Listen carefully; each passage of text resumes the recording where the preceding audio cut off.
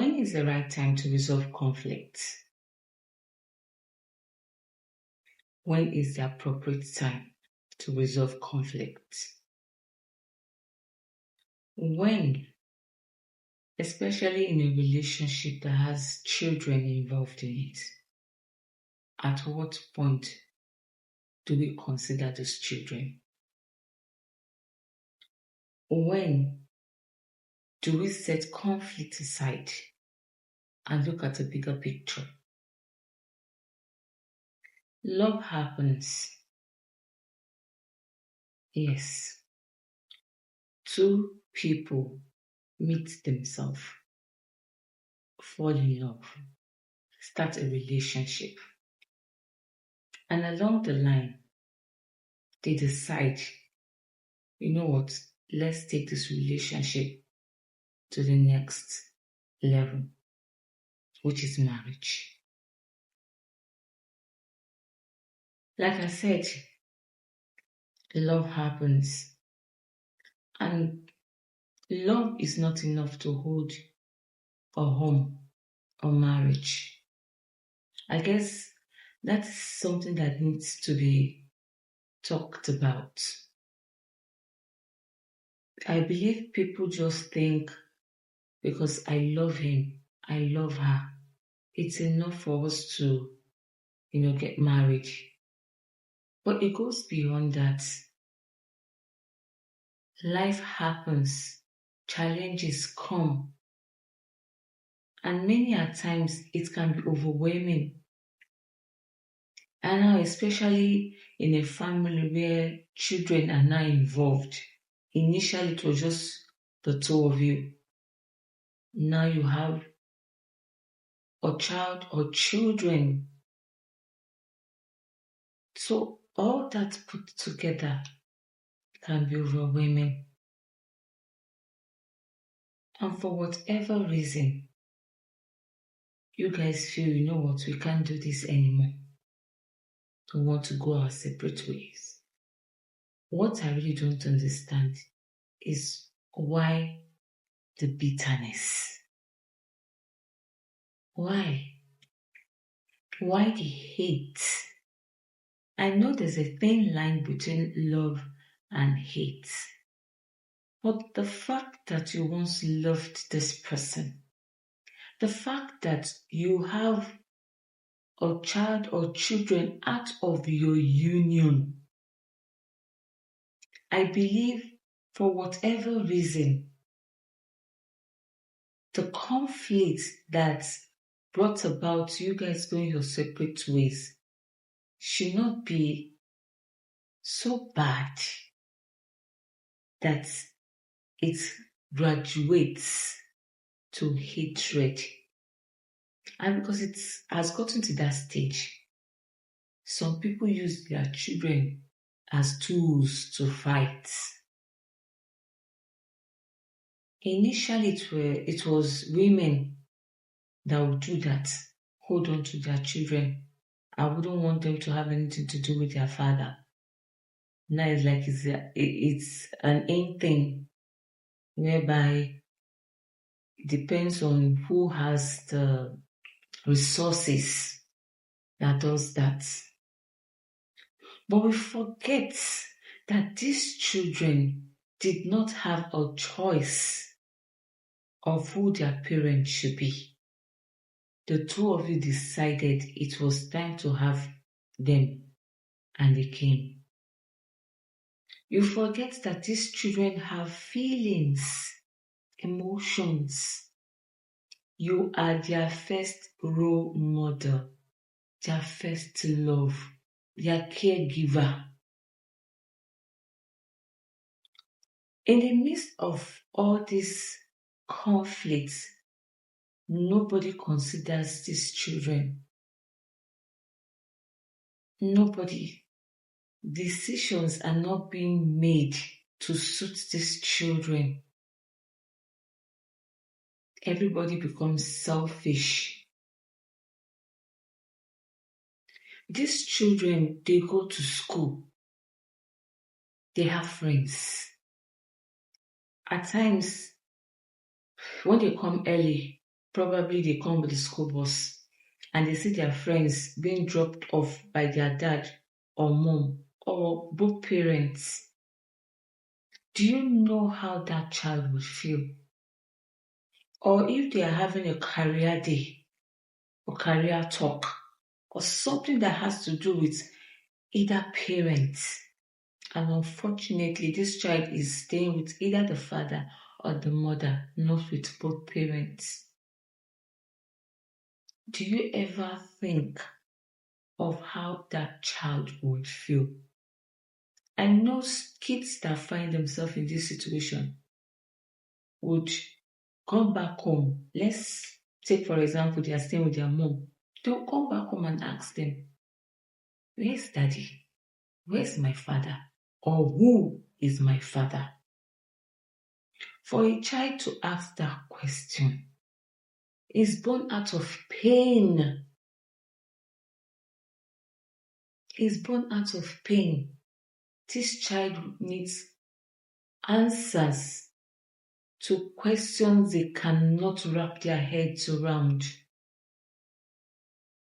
And yet, the adults don't really care. They are being spiteful. Yes, I want to spite the other person using the children. There are a lot of kids out there from broken homes. Like I said, for whatever reason, you decide to go your separate ways. It's at that point, it's no longer mandatory that you stay under the same roof with your partner. But when this children is being put into consideration, then you co-parent. There's a word called that, co-parenting, where the child has the opportunity, the privilege to see both parents at different times, to stay with both parents at different times, and let the child make up his or her mind on either party, not being manipulated, not being brainwashed, not being told stories. They really don't need to know whatever it is that caused your breakup, because there's always two sides to a story. You as a mother, you will tell your own side of the story, and likely you want to paint the father bad. The same goes to the man. He would want to tell his own side of the story, painting the woman bad. Then the child is not left like, okay, on whose tent, on whose territory will I pitch my tent in? That is usually a very difficult decision. A very difficult one. And you can just imagine a child that grows up having that kind of mentality will develop hatred for the other party.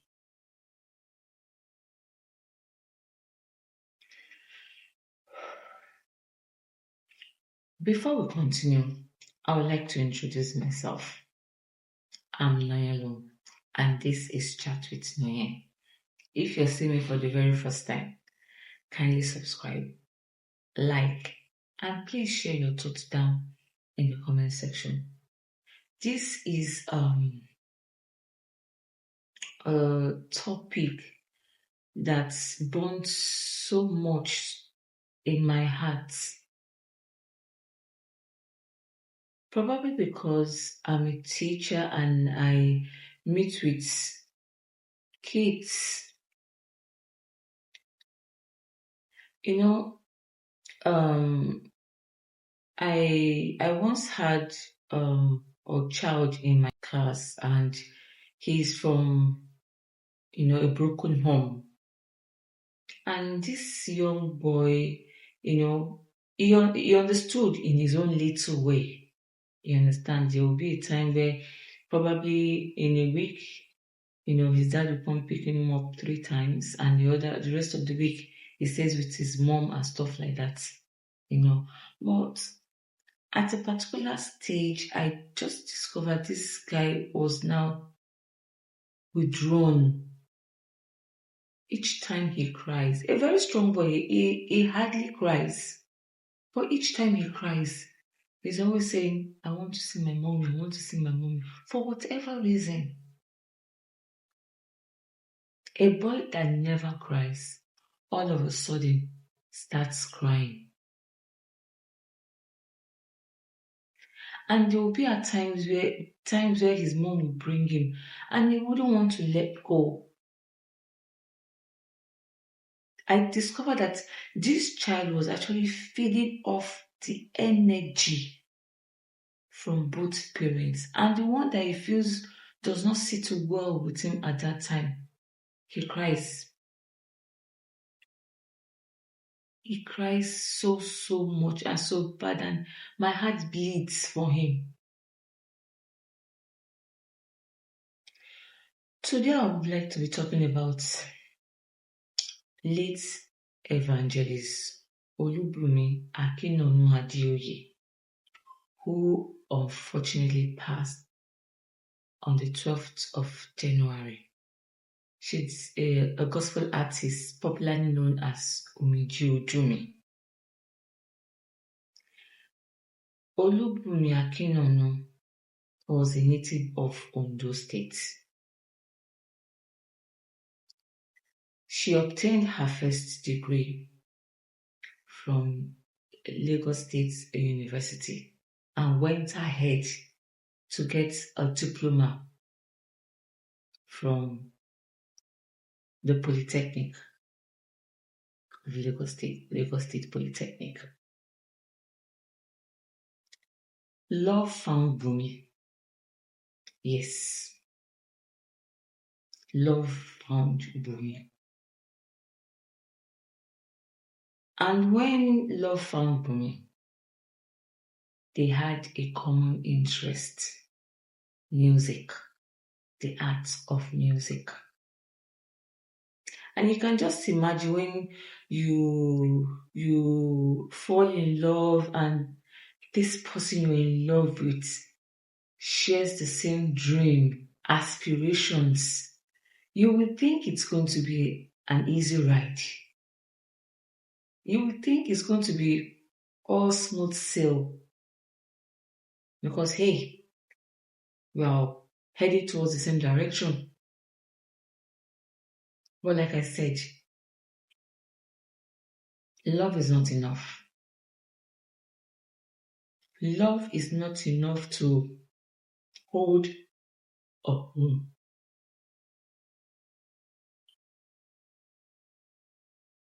On the day of Olubumi's burial, she's a mother. Yes. From her union, 2 beautiful kids was produced. On the day of her burial, her ex-husband decided that it was time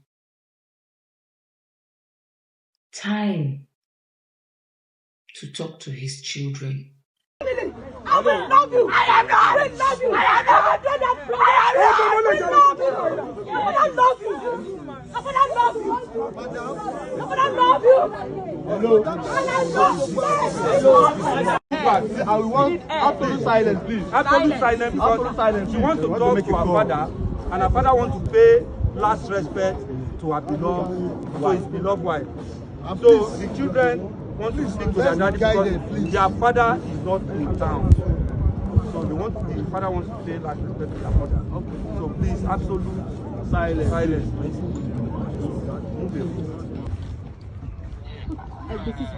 Speaker already. Joju, collect the phone. Joju, collect the phone. Give Joju the phone. He's not collecting.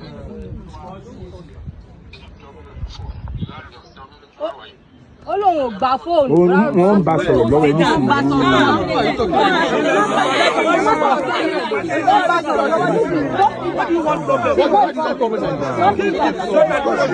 Silence, please. Silence, please. Hello, please. Silence, please. Silence, please. George, hold the phone and talk to your brother. After 15 years. That was why I asked the first question. When is the appropriate time to resolve conflict? I don't know who advised him. I don't know what he was thinking about. But that was a very wrong move from him. Because these children just lost their mom. The only parents they've known. The only support system they had. Emotions was flying everywhere. They were just trying, managing to just hold themselves. And you decided to you know what? Let me speak to them. Let me talk to them. Like I said, when you're telling your story, it's your side of the story. Your own side of the story. And that was when he felt it was appropriate for him to tell his own side of the story after 15 years. I don't know what he was actually expecting. I really don't know what the outcome of that call he made. I don't know what he felt the outcome was supposed to be. You've not seen someone for 15 years. Then you came out of the blues at a point at their lowest.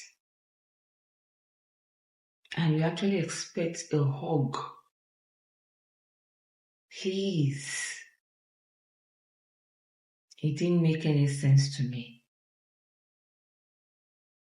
He only disrupted the activity of that day. He would have waited. He would have waited. He didn't even bother testing waters. He just decided to dive into it head on.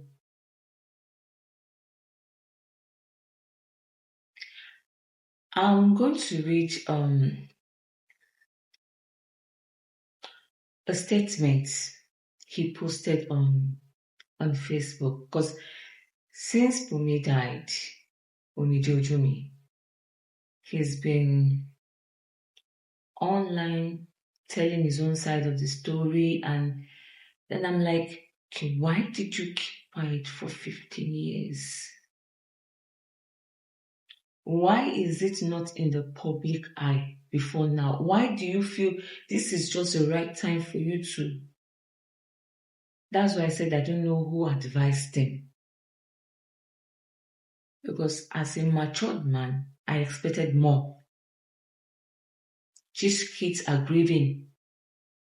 You've not been there. I feel a step at a time shows maturity. This is not the time to start pointing accusing fingers. I'm sorry, it's not. Even if it was her fault. But at this stage, she's no longer alive. You are these children's only living parents. I expect him to man up. I expect him to man up and not telling stories. That's how I see it. Because the dead can't talk. For you to have kept quiet all this while, then you should have left it that way. Let me read the statement he made. Statement from Omiji Ojume's ex-husband. The former husband of the late Omiji Ojume has broken his silence after 15 years, explaining that he chose to remain quiet for many years so as not to destroy her career or create unnecessary controversy.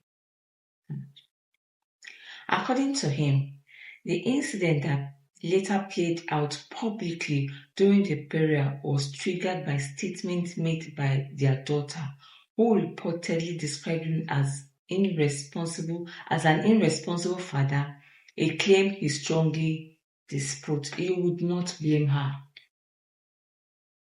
You would not blame her. You've not been a present father.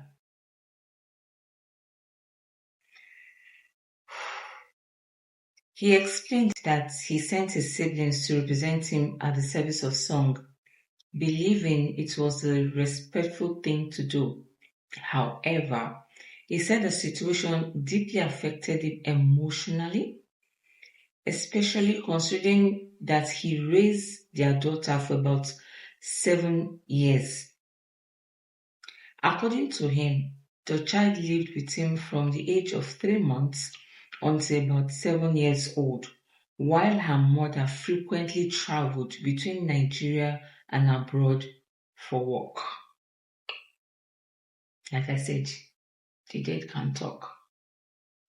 He alleged that the child was later taken away from him without his consent, which marked the turning point that made him decide to speak out. I'm confused. I'm confused at this point. You said you raised her from 3 months to 7 years. And Oluwajomiloju is no longer 7. And you're just speaking out after 15 years. Okay. He also claimed that the circumstances surrounding traveling and residency issue prevented his former wife from returning to the UK at a point, adding that several misunderstandings and unresolved disputes followed. The ex-husband maintained that he constantly supported his family financially, emotionally, and practically from childcare and schooling to medical needs. I want to believe this happened while Jomiloju was with him. He further alleged that access to his children was reportedly restricted over the years despite his effort to maintain contact. According to him, he continued to send financial support for a long time, even after communication became strained, until it became emotionally unbearable.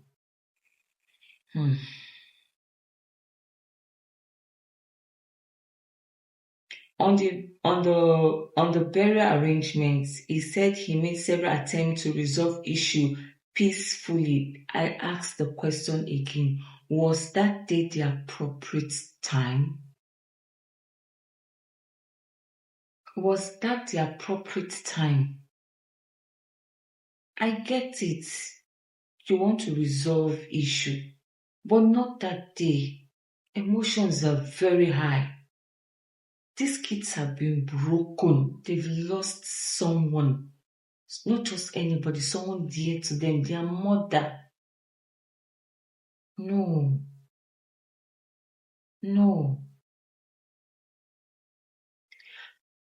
I would really like to hear your thoughts down in the comment section. I don't know if you've seen the video, but if you haven't, kindly go and watch it. Then comment on what you feel about everything that played out. If his calling at that moment was necessary, I would like to know. And if you feel it was uncalled for, please let me know. But really, my love goes to the children because they've been caught in between a web. And this can only get very, very difficult for them.